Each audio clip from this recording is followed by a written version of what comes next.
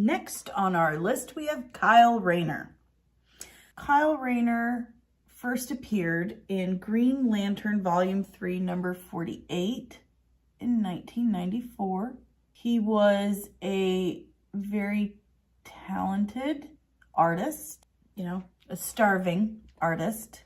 He happened to be having a nighttime beach date with his lady, and as he's sitting there, he notices this green shooting star, but it's going upward instead of down. And it turns out that it wasn't a shooting star, as you could probably deduce. It was Hal Jordan, who had gone mental after the absolute destruction of Coast City. He went on a murderous rampage, and he destroyed the Green Lantern battery. He destroyed the Guardians. He went crazy. Only one of the Guardians actually survived Hal's rampage, and his name was Ganthet. He took Hal's discarded ring and forged it into the last one that they would have.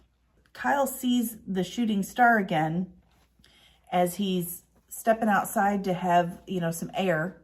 Steps out from a nightclub into an alley, and he sees this green shooting star just coming straight down to earth, but it was Ganthet. So Ganthet appears in this alley in front of Kyle and this drunk guy. He looks at Kyle and he's like, "You'll have to do." Later, we find out that Ganthet actually chose Kyle. He purposely went to him because he knew Kyle had the ability to control all of the emotional spectrums. He could manage all the power rings, all the colors of the emotional rainbow. So when he first gets his ring from Ganthet, he's considered the torchbearer for the Green Lantern Corps. It's his job to reestablish the Corps. But since then, Kyle, he became the embodiment of Will, also known as Ion. And from there, after which, he became a White Lantern. And as you know from what we discussed at the beginning of the video, White Lanterns embody all of the cores, everything in the emotional spectrum. They have power over all of it, which is why they are considered the most powerful of all the lanterns. From Kyle Rayner, we move on to Simon Baz. Simon Baz appeared in Green Lantern number 0 in 2012. Simon was an automotive engineer living in Dearborn, Michigan, near Detroit, like Jon Stewart.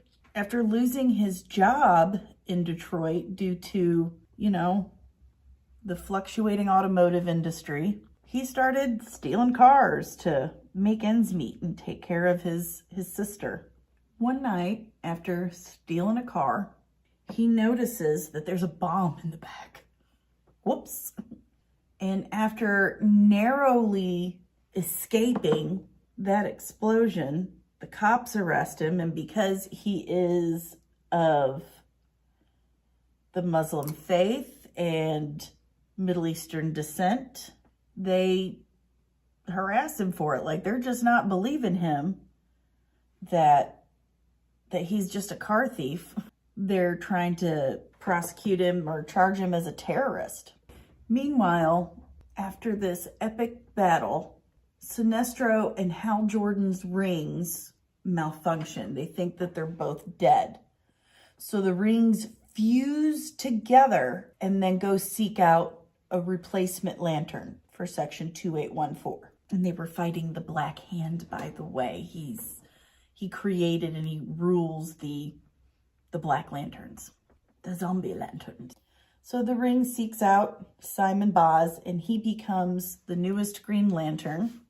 He's a founding member of the Justice League of America, which was actually formed as a contingency plan in case the Justice League goes crazy and starts killing people. Because it happens sometimes. From there, we discover Jessica Cruz, the first female Green Lantern of Earth. And Jessica has, I think, one of the better stories, one of the better Green Lantern stories. So while on a hunting trip with her friends, they come across these mobsters in the woods who are trying to bury a body. So of course, they gotta kill everybody so they don't rat them out. So these mobsters kill all of her friends, but she is able to get away. Understandably, she is just traumatized by this and becomes agoraphobic and develops severe PTSD and anxiety, just convinced and terrified that these mobsters are going to come find her and kill her as well. So she locks herself away in her house for about 3 years. She is basically held captive or prisoner by her fear. Well, it just so happens that the Hal Jordan from Earth 3 dies. Earth 3 had an alternate version of the Justice League where their lantern was called Power Ring, but it was like possessed in a way by this interdimensional traveling being called Voltham. So when that guy died, that ring with the Voltham spirit in it, or whatever you want to call him, traveled to our Earth and found Jessica Cruz. I mean, I can only imagine how freaking terrified she was. Like, wow. Voltham starts feeding off of her darkest fears. When she finally kind of caves, I mean, really, what do? You're just a normal person and you've got some serious post-traumatic stress going on. You've kept yourself hidden away in your house, in this room, to keep yourself safe and protected. And this ring comes crashing in and just starts making everything worse. It's like, God, what was the point? Oh, poor Jessica Cruz. So she succumbs to it, and Voltham takes her over. Well, the Justice League offers her help, them and our, Hal Jordan, and they offer to help her master her fear and, figure this out. So she goes and she stays with them, and Hal starts kind of training her. Like, she actually stayed under Hal's tutelage until Darkseid's daughter shows up. Oh, that's a scary bitch. So Grail shows up, defeats the League, and uses Jessica's ring to open a doorway to Earth 3, where the Anti-Monitor was waiting. The League is just overwhelmed by all this. Jessica and Mr. Miracle go to Earth 3, and they're seeking out the crime syndicate who knows the Anti-Monitor and has dealt with this before. But the spirit of Voltham in her ring, he gets stupid powerful. It's too much for her to control at this point. And it takes her over completely. And between, Hal's help and Cyborg, they're able to kind of pull her out of this place where Voltham keeps her kind of locked up in her own head. and help her to break free.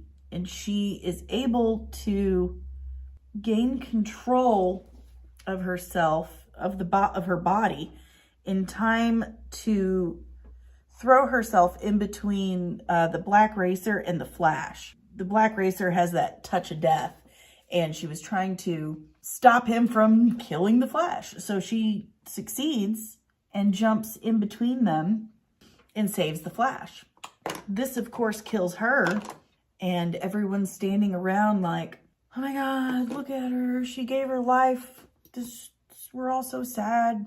Like, she sacrificed her life for us, and God, she's amazing.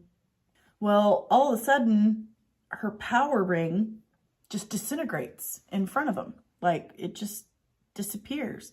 And they realize that means Volthoom's gone. Well, about that time, a Green Lantern power ring drops out of the sky and like helps itself onto Jessica's finger, and she wakes up. And they realize that the Black Racer hadn't actually killed Jessica. It killed Volthoom. So he's gone. Yay! The ring sought her out after its owner died for her ability to overcome great fear. And she really had. Like, she spent all those years just living in her own fear and was able to just overcome all of that. Good for her. Jessica Cruz is a great character. Because she was made a Green Lantern just weeks after Simon Baz was, Hal Jordan, in his infinite wisdom, decided the best thing they needed to do was partner them up. So he even went so far as to combine their lantern batteries into one. So they had to be near each other. They had to partner up. They couldn't go far without the other.